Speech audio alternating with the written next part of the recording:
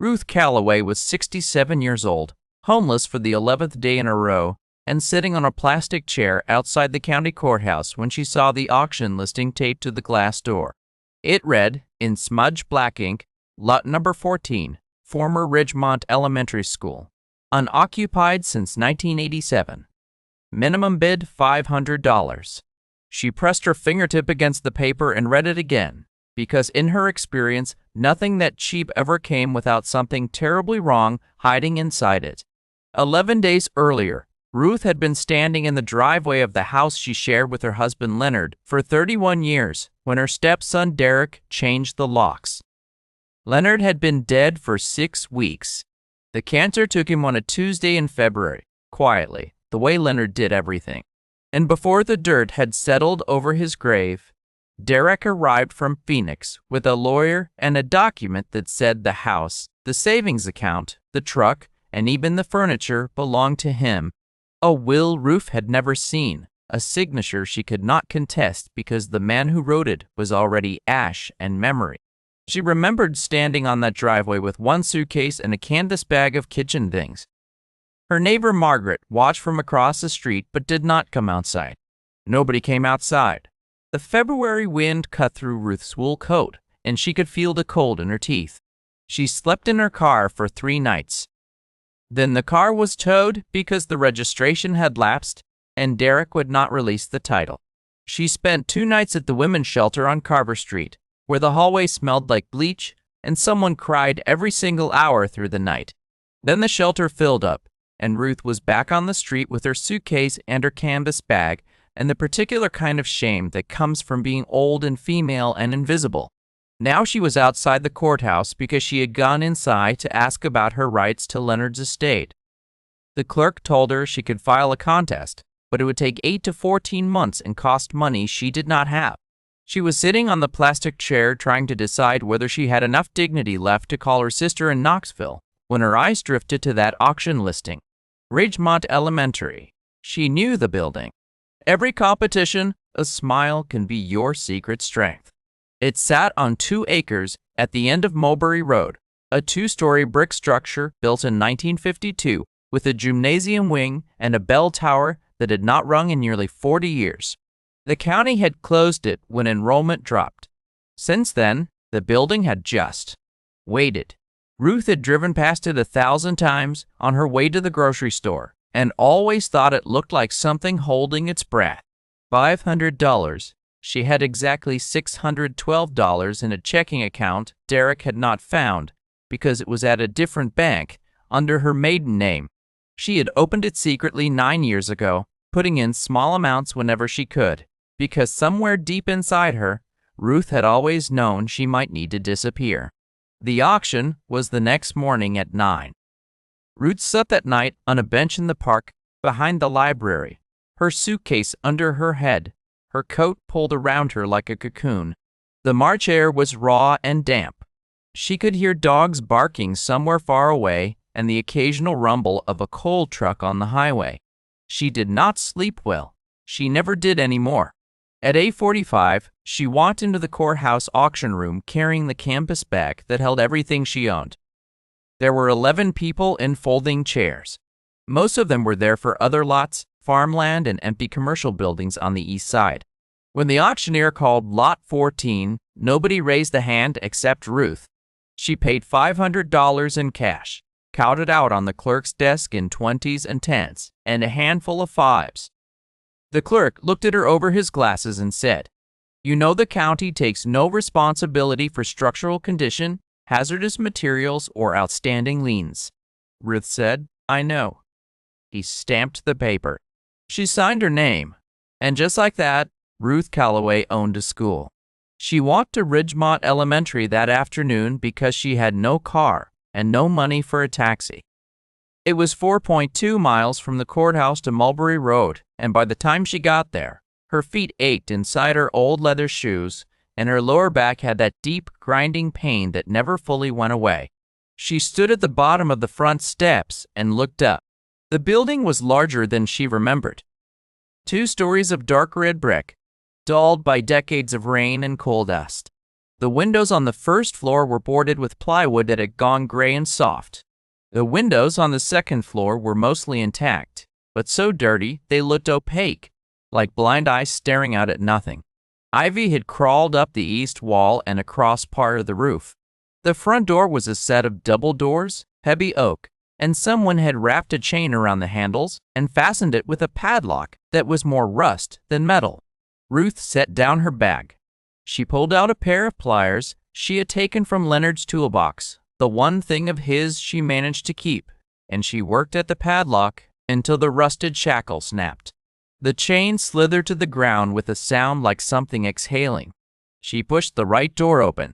The smell hit her first. It was the kind of smell that accumulates when air sits still for decades. Dust, old paper, damp wood, and something faintly sweet underneath it all, like dried flowers or ancient paste. The hallway stretched ahead of her, wide enough for children to walk four abreast, with pale green tiles on the floor and hooks along the walls where coats had once hung. Many of the hooks still held things. A child's red mitten, stiff with age. A canvas bag with a broken strap. A single rubber boot, size small, standing upright as if its owner had just stepped out of it. Ruth's shoes echoed on the tile as she walked forward. To her left, a doorway opened into what had been the main office. She could see a wooden desk, a rotary telephone, and a calendar on the wall still turned to April 1987. To her right, a set of double doors led to the gymnasium. She pushed one open, and the hinges screamed. In every competition, a smile can be your secret strength. A smile can be your secret strength. But the basketball hoops still hung from their brackets, nets long rotted away. Pale light came through the high windows and slanted columns, and the dust she had disturbed floated through them like snow falling upward. She explored the first floor room by room. 6 classrooms, each one still containing desks and chairs sized for small bodies. Chalkboards with the ghosts of old lessons still faintly visible. A cursive alphabet banner above one board, its colors faded to whispers. The cafeteria kitchen had stainless steel counters coated in grime and a walk-in cooler, with its door hanging open, empty and dark as a mouth. The teacher's lounge had a couch with its stuffing erupting through the fabric and a coffee mug on the table that still said "World's Best Teacher" in chipped gold letters. Every competition, a smile can be your secret strength. People had left this place in the ordinary way, expecting to come back, and then never did. At the end of the first floor hallway, a staircase rose to the second floor. Ruth climbed it slowly, holding the railing, feeling the wood flex under her grip. The second floor had 4 more classrooms, a small library with metal shelves still full of books, and a storage room packed with boxes of old supplies. But at the far end of the hall, past the last classroom, there was another door. This one was different. It was not open or ajar like the others. It was closed, and it was locked. Not with a simple classroom lock, but with a heavy deadbolt that had been installed separately, the kind you would put on an exterior door. The wood around the lock was lighter than the rest of the door, which meant it had been added after the building was closed. Someone had come back to the school after everyone left and locked this room deliberately. Ruth tried the handle. It did not move. She pressed her ear against the door and heard nothing but the faint ticking of a building settling in the cold. She knocked, which was ridiculous because no one was in there, and she knew it, but something about the door made her feel like she should announce herself. She did not have the tools to open it that day. She went back downstairs and chose the classroom closest to the front entrance, the one with the most intact windows, and she swept the floor with a broom she found in a janitor's closet. She pulled 2 student desks together, laid her coat across them, and used her canvas bag as a pillow. It was not comfortable. It was not warm. But it was indoors, and it was hers, and for the first time in 11 days, Ruth Calloway slept behind a door she could close. She woke the next morning to birds singing in the bell tower above her. Real birds, nesting in the mechanism of a bell that would never ring again. The sound was startlingly beautiful in the empty building, echoing down to the brick and plaster until it filled her small room like water filling a bowl. Ruth spent that first week on survival. She walked to the hardware store downtown and bought the cheapest deadbolt lock they had for the front door, $4.99. She bought a box of matches, 2 candles, and a gallon jug of water. She had $107 left. She rationed it with the precision of someone who understood that money was not just currency but time, and her time was running out. She cleaned the first floor classroom by classroom, working with rags torn from old curtains and water she hauled from a spigot she found on the outside of the building. It worked miraculously. The pipes groaned and spat brown water for a full minute before it ran clear, and Ruth stood there watching it pour over her hands, feeling something she had not felt in weeks. Agency. The ability to make one small thing work. By the 5th day, she had a livable space. One classroom served as her bedroom. She had found a cot frame in the storage room and a stack of old gym mats that, when layered, made a passable mattress. Another classroom became her kitchen, with a camping stove she bought at the thrift store for $12 and a cast iron pan from her canvas bag, the one thing she had grabbed from her own kitchen before Derek pushed her out. She cooked rice and beans. She boiled water for tea using dried mint she found growing wild along the side of the building. But every day she climbed those stairs and stood in front of the locked door at the end of the 2nd floor hallway.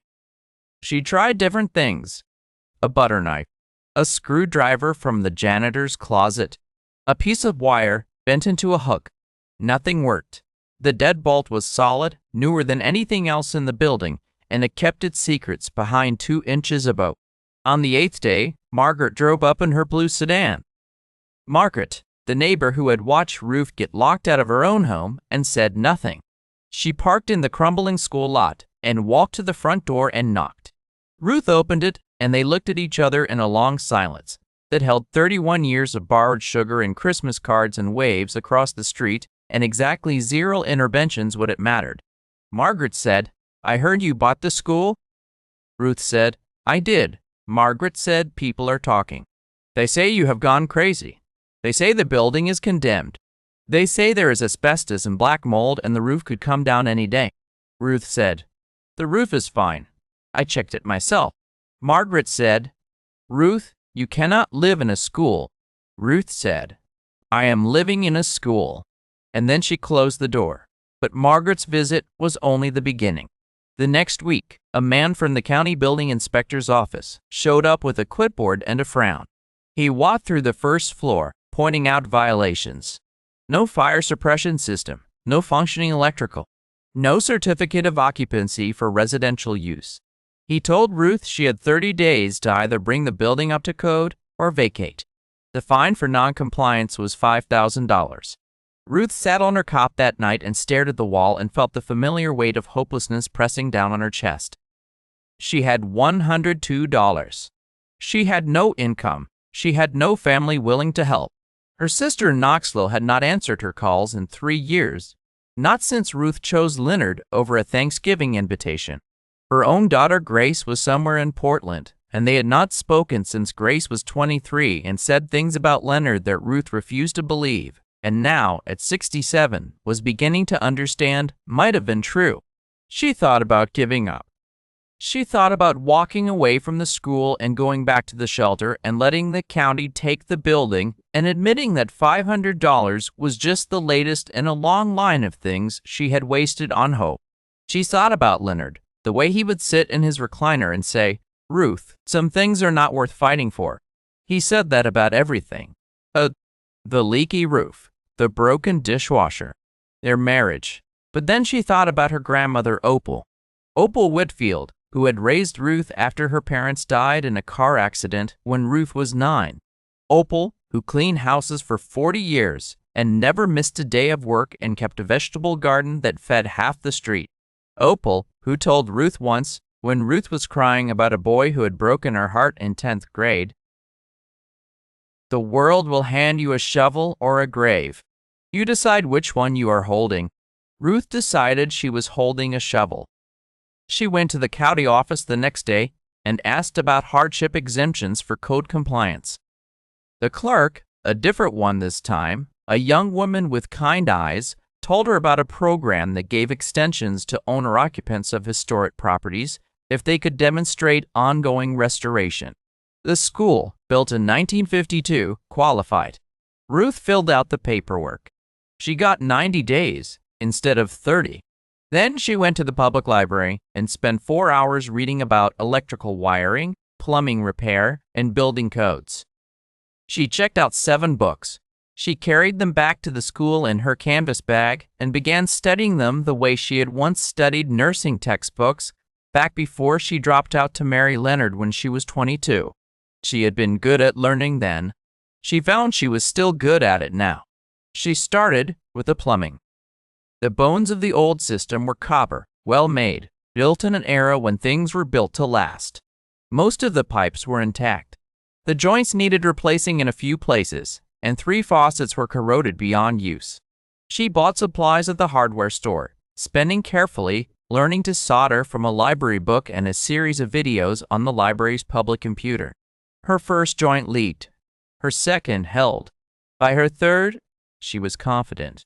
A man named Elmore Pratt, who owned the hardware store, noticed her buying small quantities of copper fittings and PVC pipe twice a week. One afternoon, he asked what she was working on, and she told him. He looked at her for a long moment, then went to the back room and came out with a box of assorted plumbing parts, returns, and overstocks. "Take them," he said. "They are just collecting dust." Ruth said she could not accept charity. Elmore said, "It is not charity. It is inventory reduction. You are doing me a favor." They both knew it was a lie, but it was the kind of lie that allows dignity to survive. Weeks passed. Ruth worked 12 hours a day. She repaired the plumbing on the first floor and got water running to the cafeteria kitchen and the bathroom nearest her bedroom. She replaced the cracked toilet with one Elmore gave her from another return. She ran an extension cord from the one working outlet in the gymnasium, which was connected to an exterior line the county still powered for some reason nobody could explain, and she had light. One bulb hanging from a cord in her bedroom, but it was light and it was enough. She scrubbed every inch of the first floor. She repainted 2 classrooms using paint she found in the storage room, old cans that were still good when she pried them open and stirred them long enough. She fixed the gymnasium door hinges with oil and patience. She cleared the ivy from the east wall because it was pulling at the mortar. And she repointed the bricks with a mixture she made from a recipe in one of her library books. By the 3rd month, the first floor of Ridgemont Elementary was clean, functional, and starting to look less like an abandoned building and more like a place where someone lived on purpose. Ruth had spent her last dollar weeks ago, but she had started selling vegetables from a garden she planted in the old schoolyard. The soil was good. It had been resting for nearly 40 years, and it was dark and rich and eager to grow things. She sold tomatoes and peppers and herbs at the Saturday farmers market in town, making enough to buy rice and soap and the occasional piece of hardware. People began to notice. Not just notice, but pay attention. A reporter from the county paper came by and wrote a small article about the widow who was restoring the old school. A few people from town stopped by with donations. An old blanket. A working lamp? A bag of flour. Ruth accepted each one with a thank you and nothing more because she had learned that accepting help was its own kind of courage. But the locked room upstairs haunted her. She thought about it every night before she fell asleep and every morning when she woke up. She had tried everything she could think of to open it. She had even considered breaking the door down, but something stopped her. It was not the cost of replacing it. It was the feeling that whoever locked that room had a reason, and the right way in was with a key, not a sledgehammer. The key found her on a Wednesday in June. She was pulling weeds from the garden when her hand hit something hard in the soil about 8 inches down, near the southeast corner of the building. She dug around it and pulled out a metal box, the kind people use to store index cards. It was rusted but intact. Inside, wrapped in a piece of oilcloth, was a single brass key and a folded piece of paper. The paper was a letter. The handwriting was small and deliberate, written in blue ink that had faded to the color of a winter sky. It read, "To whoever finds this, my name is Opal Whitfield. I was the night janitor at Ridgemont Elementary from 1963 to 1987. The room at the end of the second-floor hallway is mine. I locked it because what is inside belongs to my family, and I did not trust the county to protect it. If you are reading this, I am probably gone. The key is yours. Use what you find well. Ruth read the letter 3 times. Then she sat in the dirt of the garden and cried in a way she had not cried since the night Leonard died. Not because of sadness, though there was sadness in it, but because her grandmother had been dead for 14 years and had just reached out from the earth and touched her. Opal Whitfield, night janitor, 24 years in this building, sweeping floors and cleaning chalkboards and emptying trash cans after the teachers and children went home. Ruth had known her grandmother worked at a school. She had not known it was this school. Opal never talked about her work in detail. She came home smelling like floor wax and lemon cleaner, and that was the extent of it. Ruth climbed the stairs with the key in her hand. Her heart was beating so hard she could feel it in her wrists. She stood in front of a locked door and inserted the key and turned it and felt the deadbolt slide back with a solid, satisfying click. She pushed the door open. The room was small, smaller than the other classrooms, probably once a supply closet or a tutoring room. Opal had transformed it. The walls were lined with shelves, and the shelves were filled with things. Not valuable things, not in the way the world measures value. There were no gold bars or stacks of cash. But Ruth stood in the doorway and understood immediately that she was looking at something priceless. Journals, dozens of them, composition notebooks and spiral bounds and a few leather-bound books, all filled with Opal's handwriting. Ruth pulled one from the shelf and opened it. It was dated 1971. Opal had written about her day, about the children she watched from the hallway while she mopped, about a boy named Jerome who stayed after school because his father hid him, and the school was the only safe place he knew. She wrote about Ruth, then a girl of 12. Ruth is getting tall. She has her mother's eyes and her father's stubbornness. I worry she does not know how loved she is. There are photographs, too, in envelopes organized by year. Photographs of Ruth as a baby, of Ruth's parents, young and smiling in front of a car Ruth did not recognize, of Opal herself, standing in front of this very building in a uniform, holding a mop like a staff, looking directly at the camera with an expression that said, "I am here and I matter." And in the corner of the room, on a small table covered with a cloth, there was a wooden box. Ruth opened it. Inside were documents. A life insurance policy in Opal's name, never cashed, worth $22,000. The beneficiary was Ruth Calloway, maiden name Whitfield. Below the policy was a deed. Not to the school, but to the 2 acres of land it sat on. The county had sold the building, but the land had been purchased separately in 1985 by Opal Whitfield for $400.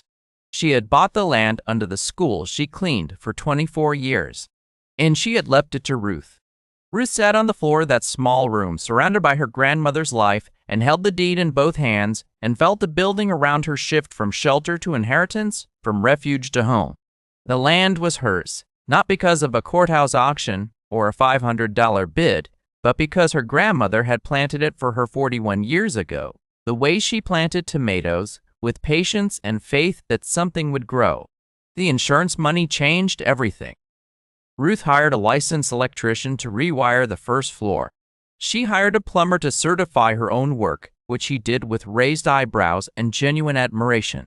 She passed the building inspection with 3 days to spare. She converted 4 classrooms into small apartments and rented them at low cost to people who needed what she had needed. A woman fleeing a violent husband. And every addition, a smile can be your secret strength. A smile can be your secret strength. A young mother with 2 children and no family. A veteran with a limp and a quiet voice and nightmares that echoed through the hallway some nights. She kept the gymnasium as a community space. She kept the cafeteria kitchen open and cooked meals 3 times a week for anyone who wanted to come. She kept her grandmother's room exactly as she found it, except she added her own journals to the shelves, writing every night before bed, continuing the record Opal had started in 1963. On a Saturday in October, 7 months after she bought the school, Ruth was sitting on the front steps in the afternoon sun when a car pulled into the lot. A woman got out. She was in her late 30s, thin, with dark hair and Ruth's jawline. Grace. They looked at each other across 20 feet of cracked asphalt. Grace said, "I read the article in the paper." Ruth said, "That was 3 months ago." Grace said, "It took me 3 months to get in the car." They did not hug. Not yet. They sat on the steps together, and Ruth told her about the school and the locked room and the letter from Opal and the deed and the insurance policy. Grace listened without interrupting, which was something she had never been able to do as a young woman. When Ruth finished, Grace said, "I am sorry I did not believe you. About a lot of things." Ruth said, "I am sorry I did not listen to you. About Leonard.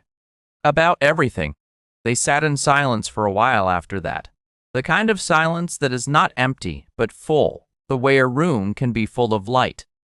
The birds in the bell tower sang their nonsensical songs. The October sun was warm on Ruth's face. She thought about Opal in this building, night after night for 24 years, sweeping the floors that Ruth now walked on, cleaning the windows that Ruth now looked through. She thought about the letter buried in the garden, placed there by a woman who understood that some gifts cannot be given directly, that some things must be found, and that the finding is part of the gift. She thought about the $500 in the auction and the plastic chair outside the courthouse. She thought about how close she had come to calling her sister instead of reading that listing. 1 inch to the left, and she would have missed it. 1 minute earlier, and she would have been inside talking to the clerk about a legal contest she could not afford.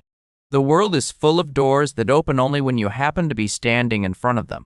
Ruth looked at her daughter sitting beside her on the steps of the school that her grandmother had cleaned and her grandmother had bought and her grandmother had bought and her grandmother had locked a room inside and buried a key in the garden, and she understood something she had not understood before. That the women in her family had always been building things. Not always visible things, not always things the world would recognize, but structures, nonetheless.